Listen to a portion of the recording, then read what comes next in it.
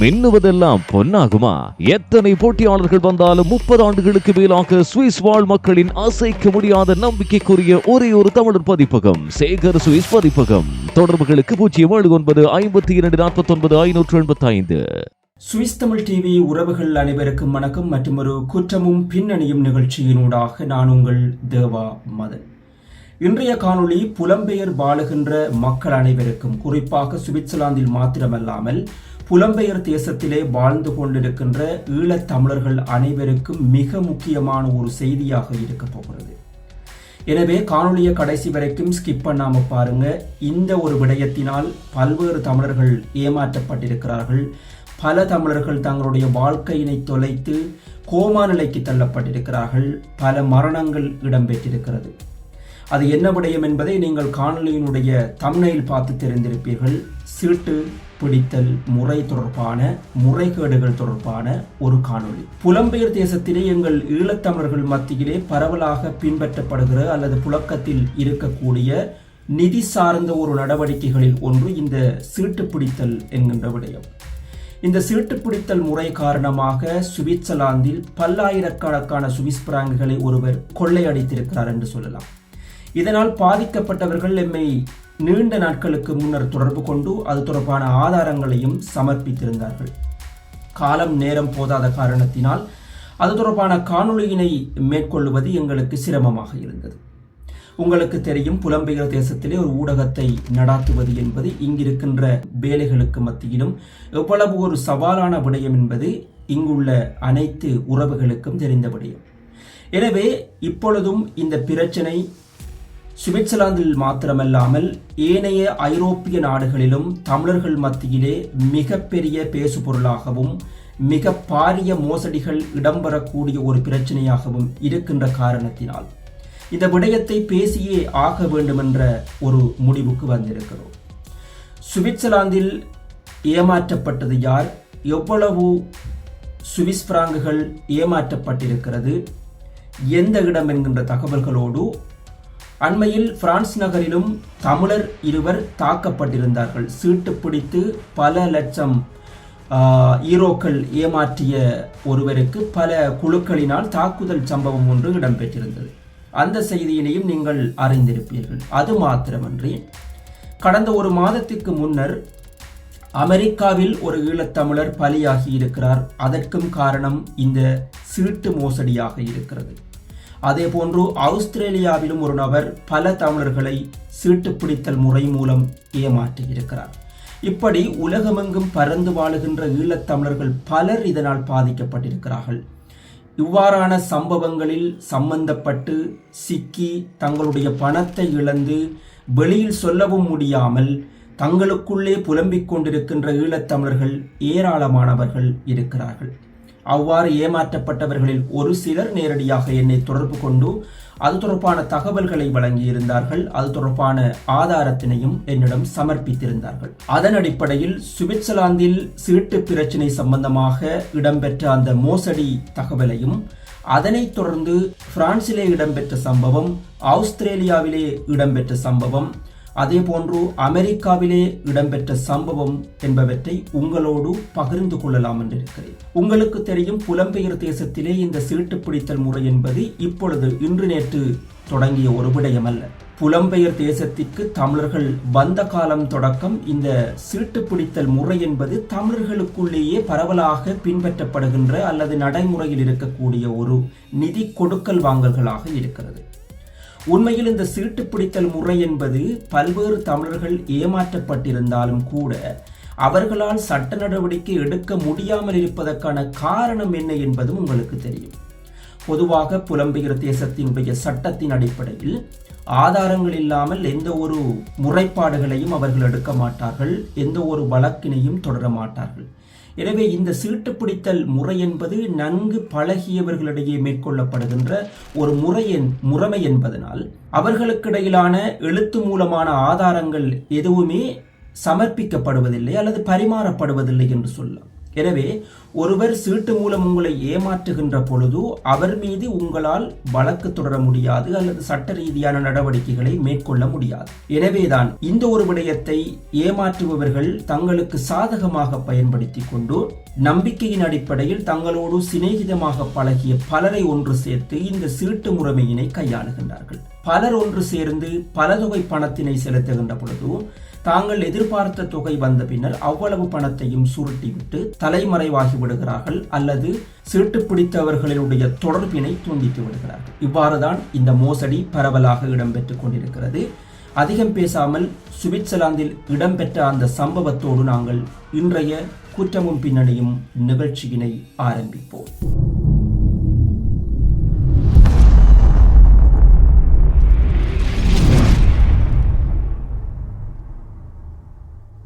பத்தாண்டு காலமாக இந்திய உணவுகளை நாவிற்கு ருசியாக வழங்கி மக்கள் நன்மதிப்பை பெற்ற ஹவுஸ் ஆஃப் ஸ்பைஸ் உணவகம் தற்போது ராப்பர்ஸ்வில் பழைய நகரத்தில் பொதுப்பொலிவுடன் இயங்குகிறது.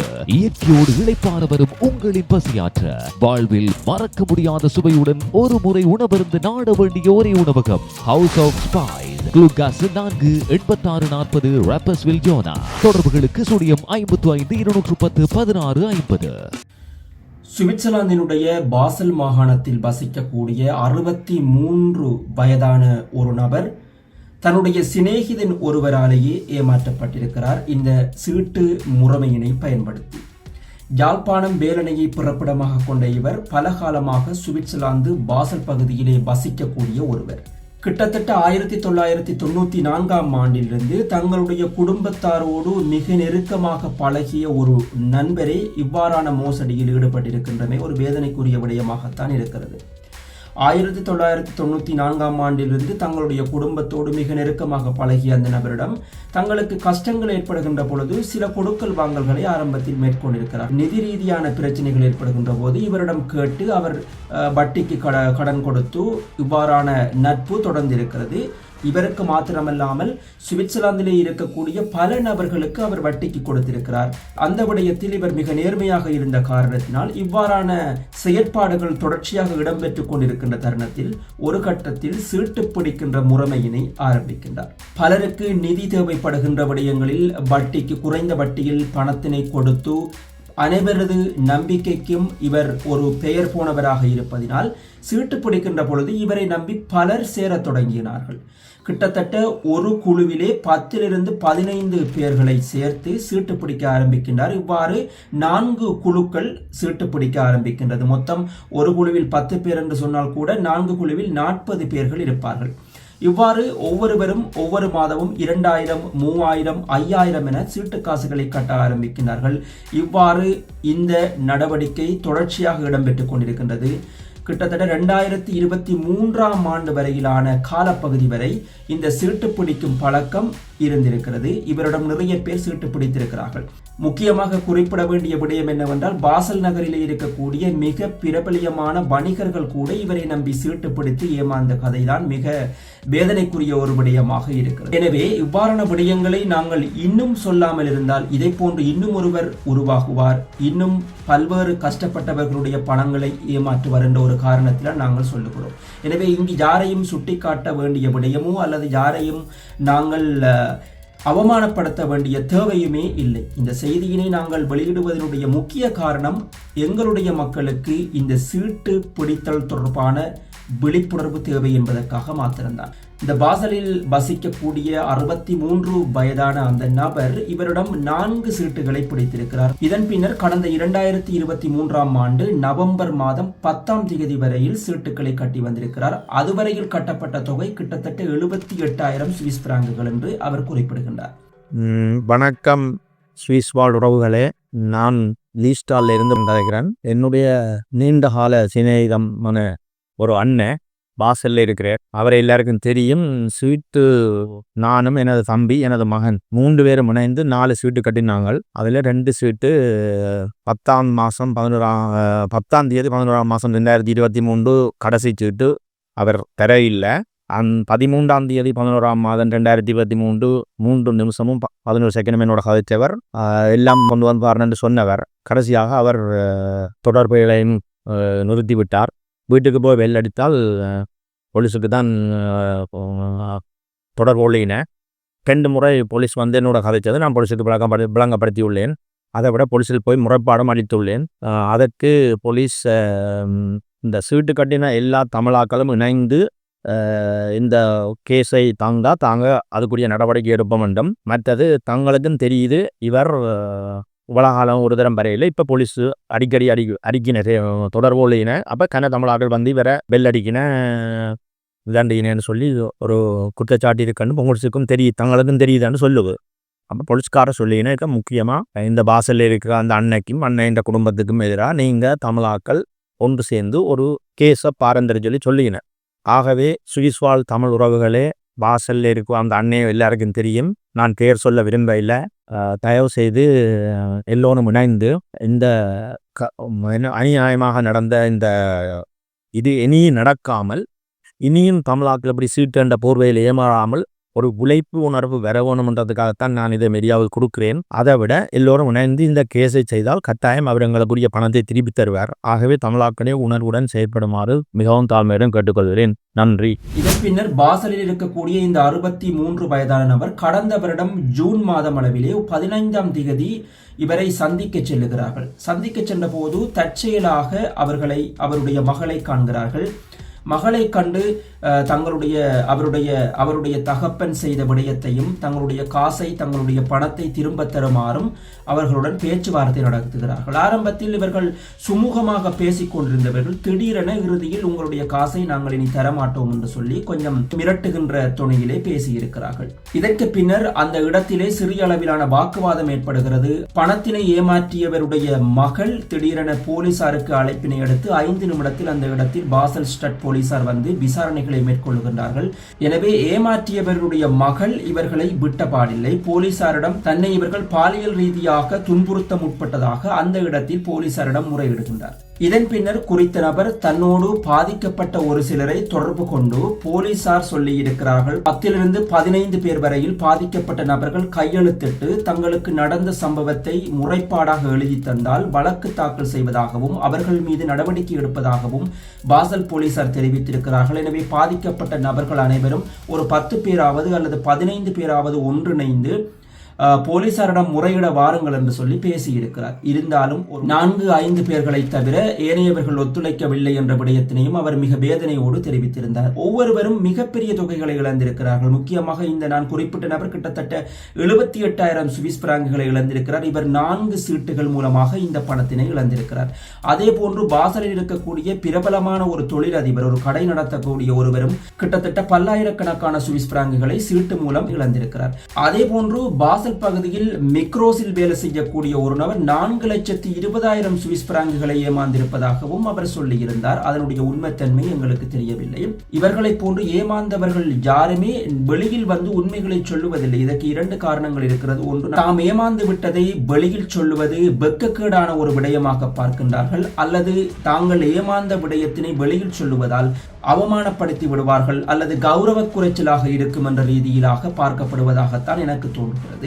எனவே இவ்வாறான சீட்டு மோசடிகளில் பாசலில் மாத்திரமல்லாமல் சுவிட்சர்லாந்தில் ஏனைய கண்டோன்களில் இருந்து ஏமாற்றப்பட்டவர்கள் தயவு செய்து வெளியில் வந்து குறிப்பிட்ட நபரை ஏதேனும் ஒரு முறையில் அடையாளப்படுத்துங்கள்.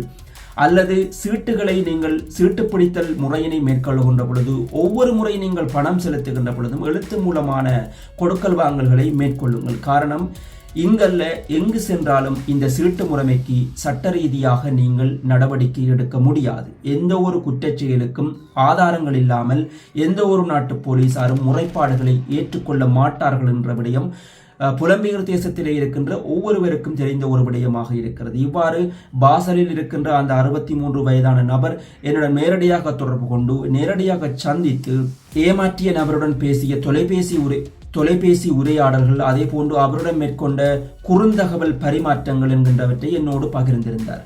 எனவே அதை பார்ப்பதற்கு மிகவும் வேதனையாக இருந்தது. இருந்தாலும் அவருக்கு எங்களால் முடிந்தது ஆறுதல் சொல்வது மாத்திரமே எங்களால் முடிந்த ஒரு விடயமாக இருக்கிறது. காரணம், இந்த சீட்டினால் ஏமாற்றப்பட்டு வெளியில் சொல்லாமல் பலர் மனதுக்குள் புழங்கிக் கொண்டு மன அழுத்தத்துக்கு ஆளாகி இருக்கிறார்கள் என்றே சொல்ல வேண்டும். இது இங்கு மாத்திரமல்ல, பிரான்ஸ், லண்டன், கனடா, அதேபோன்று அமெரிக்கா, ஆஸ்திரேலியா போன்ற நாடுகளிலும் இப்பொழுதும் பரவலாக இடம்பெற்றுக் கொண்டிருக்கின்ற ஒரு விடயமாக இருக்கிறது. சரி, அடுத்ததாக பிரான்சிலே அண்மையில் ஒரு சம்பவம் இடம்பெற்றிருக்கிறது. அதையும் உங்களுக்கு நினைவூட்ட விரும்புகின்றேன். பிரான்சிலே சீட்டு மூலம் பல தமிழர்களை ஏமாற்றியவர்கள் மீது சரமாரியான தாக்குதல் சம்பவம் ஒன்று இடம்பெற்ற செய்தியினை நீங்கள் அண்மையில் அறிந்திருப்பீர்கள். எனவே அது தொடர்பான மேலதிக விளக்கங்களை உங்களுக்கு சொல்ல தேவையில்லை என நினைக்கின்றேன். அது ஊடகங்களிலே ஏற்கனவே வெளிவந்த ஒரு தகவலாக இருக்கிறது. இந்த இடத்தில் சொல்லக்கூடிய ஒரு விடயம் என்னவென்றால், சுவிட்சர்லாந்தில் மாத்திரமல்ல ஏனைய புலம்பெயர் தேசங்களிலும் இது பரவலாக இடம்பெற்றுக் கொண்டிருக்கின்றது என்ற விடயத்தை தான் இந்த செய்திகள் எங்களுக்கு சுட்டிக்காட்டிக் கொண்டிருக்கிறது. அதே போன்று அமெரிக்காவிலும் கடந்த வாரம் ஒரு துயரமான சம்பவம் இடம்பெறுகிறது. அமெரிக்காவில் கிட்டத்தட்ட 20 வருடங்களுக்கு மேலாக வசிக்கக்கூடிய மட்டக்களப்பைச் சேர்ந்த ஒரு நபர் இந்த சீட்டு மோசடி மூலம் ஏமாற்றப்பட்டு மன உளைச்சலுக்கு ஆளாகி கோமா நிலைக்கு தள்ளப்பட்டு இறுதியில் பலியாகிய சம்பவமும் இடம்பெற்றிருக்கிறது. அந்த சம்பவத்தினையும் இந்த இடத்திலே உங்களோடு பகிர்ந்து கொள்கிறேன். மட்டக்களப்பைச் சேர்ந்த சீனித்தம்பி கோபாலன் என்கின்ற நபர் அமெரிக்காவில் பல ஆண்டுகளாக குடியேறி குடும்பத்தோடு அங்கு வாழ்ந்து வருகிறார். இவர் கிட்டத்தட்ட $1,09,000 இழந்திருக்கிறார். இந்த நபரை ஏமாற்றியவரும் இவருடைய குடும்பத்தோடு மிக நெருங்கி பழகக்கூடிய ஒருவர் மாத்திரமல்லாமல் ஒரே ஊரில் வசிப்பவர்கள் என்பதும் இங்கு ஒரு குறிப்பிடத்தக்க விடயமாக இருக்கிறது. அமெரிக்காவிலே ஏமாற்றப்பட்டவர் வெறுமனே சீனித்தம்பி கோபாலன் என்கின்ற நபர் மாத்திரமல்ல, கிட்டத்தட்ட $3 மில்லியன் அமெரிக்க வரை ஏமாற்றி இருப்பதாகவும் அமெரிக்காவில் இருக்கின்ற ஒரு நபர் எங்களுக்கு தொடர்பு கொண்டு தெரிவித்திருந்தார். அமெரிக்காவில் வசிக்கக்கூடிய மட்டக்களப்பு ஏறாவூரைச் சேர்ந்த நந்தன் என்கின்ற நபர் தான் இவ்வாறான சீட்டு மோசடிகளில் ஈடுபட்டு பல லட்சம் டாலர்களை தமிழர்களிடத்திலே சுருட்டி இருப்பதாக அங்கிருந்து கிடைக்கும் தகவல்கள் தெரிவிக்கின்றன. இவருடைய பெயரை நாங்கள் பகிரங்கமாக சொல்லுவதற்கு காரணம், அமெரிக்காவில் கிட்டத்தட்ட $1,09,000 ஏமாந்து கோமா நிலைக்கு தள்ளப்பட்டு உயிரிழந்த நபரனுடைய இறுதிச் சடங்கில் கூட அவருடைய பிள்ளைகள் இந்த தகவலை சொல்லியிருந்தார்கள். எங்களுடைய அப்பா சீட்டு மோசடியினால் தான் பலியாகி இருக்கிறார் என்ற விடயத்தை இறுதிச் சடங்கின் போது பகிரங்கமாக தெரிவித்திருக்கிறார். எனவே நாங்கள் அவருடைய பெயரை இங்கு வெளியிடுவதில் எந்த தயக்கமும் இல்லை. இதே போன்று ஆஸ்திரேலியாவில் இருக்கக்கூடிய ஒரு நபரும் பல ஆண்டுகளாக இந்த சீட்டு பிடிக்கின்ற விடயத்தில் பல தமிழர்களை ஏமாற்றி இருப்பதாக தெரிவிக்கப்பட்டிருக்கிறது. ஆஸ்திரேலியாவில் பல ஆண்டுகாலமாக இருக்கக்கூடிய புண்ணியமூர்த்தி என்கின்ற ஒரு நபரை இவ்வாறான மோசடிகளில் ஈடுபட்டுக் கொண்டிருக்கிறார். கிழக்கு மாகாணத்தில் அமைந்திருக்கக்கூடிய அம்பாறை மாவட்டத்தில் கல்முனை பிரதேசத்தைச் சேர்ந்த இந்த நபர் ஆஸ்திரேலியாவில் பல ஆண்டுகளாக தன்னுடைய தம்பியோடு வசித்து வருகின்றார். ஆஸ்திரேலியாவினுடைய பேர்த் என்கின்ற இடத்திலே தன்னுடைய தம்பியோடு வசித்து வருகின்ற இவர் ரகு என்று அழைக்கப்படும் தன்னுடைய தம்பியுடன் சேர்ந்து பல ஈழத்தமிழர்களை ஏமாற்றி இருக்கின்ற சம்பவமும் எங்களுக்கு கிடைக்கப்பட்டிருக்கின்றது. எனவே அன்பார்ந்த புலம்பெயர் தேசத்து உறவுகளே, வெளிநாடுகளில் வாழுகின்ற நாங்கள் ஒவ்வொரு ரூபாய் பணத்தினை உழைப்பதற்கும் இரவு பகல் பாராது, மழை குளிர் வெயில் என்று பாராது கஷ்டப்பட்டு கொண்டிருக்கின்றோம். அவ்வாறு நீங்கள் கஷ்டப்பட்டு உழைக்கின்ற இந்த காசை குடும்ப சிநேகிதம் என்ற பெயரிலும், நன்றாக பழகியவர் என்ற பெயரிலும், நண்பர்கள் என்ற பெயரிலும் ஏமாற்றுபவர்கள் பலர் இருக்கிறார்கள். அவர்களிடத்திலிருந்து தயவு செய்து இந்த சீட்டு என்ற பெயரில் உங்களுடைய பணத்தை கொடுத்து ஏமாந்து விடாதீர்கள். அதற்காக சீட்டு பிடிப்பவர்கள் எல்லோருமே ஏமாற்று பேர்வழிகள் என்ற விடயத்தை நாங்கள் சொல்லவில்லை. ஆனால் பல தமிழர்கள் இந்த சீட்டு மூலம் ஏமாற்றப்பட்டிருக்கிறார்கள். தமிழர்களாகிய எங்களுக்கு பல்வேறு தேவைகள் இருக்கிறது. என்னதான் நாங்கள் புலம்பெயர் தேசத்தில் கஷ்டப்பட்டு உழைத்தாலும் கூட திடீரென எங்களுக்கு ஏற்படுகின்ற தேவைகளின் நிமித்தம் எங்களுக்கு ஒரு தொகை பணம் மொத்தமாக தேவைப்படுகிறது. புலம்பெயர் தேசத்தில் வாழுகின்ற எங்களுக்கு பல தேவைகள் இருக்கலாம். ஊரிலே ஒரு காணி வாங்க வேண்டும், அல்லது வீடு கட்ட வேண்டும், மகளுக்கு சாமத்திய வீடு செய்ய வேண்டும், அல்லது அண்ணா அக்கா தம்பி தங்கைகளை பார்க்க வேண்டும், அவர்களுக்கு பணம் அனுப்ப வேண்டும். இவ்வாறு பல தேவைகள் இருக்கலாம். எனவே அவ்வாறான தேவைகளை நீங்கள் நிறைவேற்றிக் கொள்வதற்காக சீட்டு என்கின்ற ஒரு முறைக்கு தள்ளப்பட்டிருக்கிறீர்கள். சீட்டுகளை பிடித்து மொத்தமாக சேருகின்ற காசை எடுத்து உங்களுடைய தேவைகளை நீங்கள் நிறைவேற்றிக் கொள்ளுகிறீர்கள். அது எந்த விதமான தவறும் இல்லை. ஆனால் இந்த சீட்டினை பயன்படுத்தி ஏமாற்றுபவர்கள் பலர் இருக்கிறார்கள் என்ற ஒரு செய்தியினை உங்களுக்கு சொல்ல வேண்டும் என்பதற்காகத்தான் இந்த காணொளியினை நாங்கள் உருவாக்கி இருக்கின்றோம். எனவே சீட்டு பிடித்தல் முறையில் பல தமிழர்கள் ஏமாற்றப்பட்டிருக்கிறார்கள் என்பது உண்மை. பல தமிழர்கள் மன உளைச்சலுக்கும் ஆளாகி இருக்கிறார்கள். வெளியில் சொல்ல முடியாமல் இன்றும் பலர் தமக்குள்ளே வைத்துக்கொண்டு புலம்பிக் கொண்டிருக்கின்றார்கள். நான் சொன்னது போல அமெரிக்காவில் ஒரு உயிர் பலியும் இடம்பெற்றிருக்கிறது. அவர்களுடைய குடும்பம் இன்று வேதனையில் சிக்கி தவித்துக் கொண்டிருக்கிறது.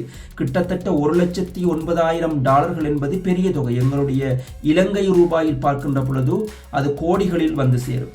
எனவே இதே போன்று பல கோடிகளை இழந்திருக்கிறார்கள். எனவே நாம் ஒவ்வொருவரும் வியர்வை சிந்தி உழைக்கின்ற பணத்தினை இவ்வாறு வீணடிக்காமல், சீட்டு என்கின்ற விடயம் தவறு என்பது அல்ல எங்களுடைய கருத்து. சீட்டு என்கின்ற விடயத்தில் நீங்கள் நுழைகின்ற பொழுது மிகவும் அவதானமாக இருங்கள், அல்லது சட்ட ரீதியான எழுத்து மூலமான ஆதாரங்களை பெற்றுக்கொண்டு பணத்தினை செலுத்துங்கள் என்ற அந்த செய்தியோடு மீண்டும் நல்லதொரு தகவல், நல்லதொரு செய்தியோடு சந்திக்கலாம். நன்றி, வணக்கம்.